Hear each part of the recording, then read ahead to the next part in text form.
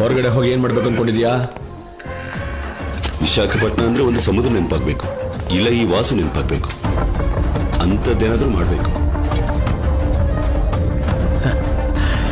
ಆ ತರ ಹೆಸರು ಕೇಳಿಸ್ಬೇಕು ಅಂದ್ರೆ ತುಂಬಾ ದುಡ್ಡು ಸಂಪಾದನೆ ಮಾಡ್ಬೇಕು. ಈ ದೇಶದಲ್ಲಿ ಚಲಾವಣೆ ಆಗೋ ಪ್ರತಿ ರೂಪಾಯಿನಲ್ಲಿ 90 ಪೈಸನ 100ಕ್ಕೆ ಒಬ್ಬ ಸಂಪಾದನೆ ಮಾಡ್ತಾನೆ. ಮಿಕ್ಕಿರೋ 10 ಪೈಸೆ ಬಗ್ಗೆ ಎಲ್ಲರೂ ಹೊಡೆದಾಡ್ಕೋತಾರೆ ನನ್ನಂತವ್ರು. ನೀನು ಆ 90 ಪೈಸೆ ಸಂಪಾದನೆ ಮಾಡೋರಲ್ಲಿ ಒಬ್ಬ, 99 ಜನರಲ್ಲಿ ಒಬ್ಬನಾಗಿ ಉಳ್ಕೋಬೇಡ. ನಿನಗ ದಮ್ಮಿದೆ, ಹೊರಡು.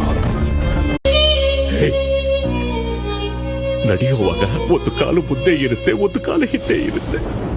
ಮುಂದೆ ಇರೋ ಕಾಲು ನಾನು ಮುಂದೆ ಇದ್ದೀನಿ ಅಂತ ಯಾವತ್ತೂ ಹೆಮ್ಮೆ ಪಟ್ಟಿಲ್ಲ, ಹಿಂದೆ ಇರೋ ಕಾಲು ನಾನು ಹಿಂದೆ ಇದ್ದೀನಿ ಅಂತ ಯಾವತ್ತೂ ನೊಂದುಕೊಳ್ಳಲ್ಲ.